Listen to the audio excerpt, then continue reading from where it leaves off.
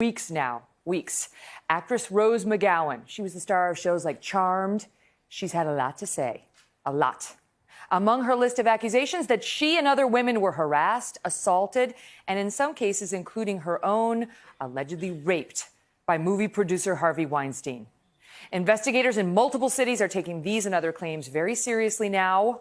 Several investigations are underway. The NYPD saying this week it believes it has enough to arrest Harvey Weinstein in connection with another woman's claims, though Weinstein denies all allegations of non-consensual sex. Yet there was always an element in Rose's story that, to some, seemed too crazy to believe. That she was a little out there. She said she'd been silenced for 20 years. Really? That in person and behind the scenes she had been harassed and maligned and slut-shamed, as she put it. That dirt from her past, including a warrant for felony drug possession, was being secretly collected and unearthed simply to shame her. And a lot of people said, right? Like, okay, maybe she's telling the truth, like, it sounds a little... Well, as Rose put it, the monster's face was everywhere. To those who felt she was off the deep end, who dismissed her as an hysteric, guess what? It seems Rose was right all along. As they say, just because you're paranoid doesn't mean people aren't really out to get you. And it seems they were out to get Rose McGowan. They were. In ways you cannot imagine. And not just Rose, but others like her. Weinstein accusers. And not just the accusers, but the reporters to whom the accusers were telling their stories. And the reporters' editors in some cases.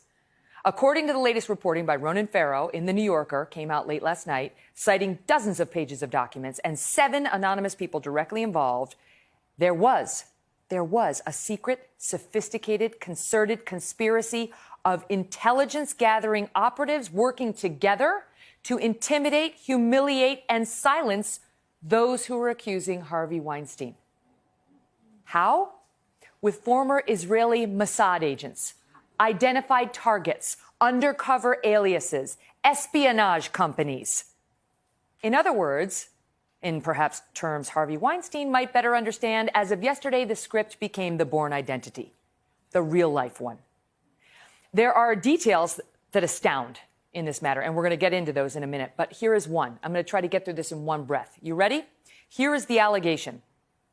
Harvey Weinstein secretly paid hundreds of thousands of dollars to one of America's most powerful law firms, which arranged for a former Israeli Defense Forces officer who impersonated a woman's rights advocate to befriend Weinstein accuser McGowan and trick McGowan into spilling dirt on herself that Weinstein could then use to intimidate McGowan into silence.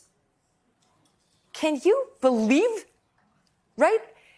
Rose McGowan reportedly met with this undercover agent at least 4 times. They went to the boardwalk together. They had ice cream together. They took a little stroll together and talked about Rose had been through this soft place for her to fall, woman next to her.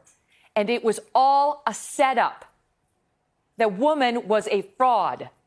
It turns out Rose McGowan was right. The monster's face was everywhere. And she was not crazy. To anyone who thinks the Weinstein machine was not grinding away in order to systematically silence women who dared to try to stop an alleged rapist, later today, I urge you to take a moment and read this entire article. Read the latest reporting in full in The New Yorker. It reads like a thriller. But in truth, it is a horror story that not just Rose, but others had to live as well. A spokesperson for Weinstein says, quote, "It is a fiction to suggest that any individuals were targeted or suppressed at any time."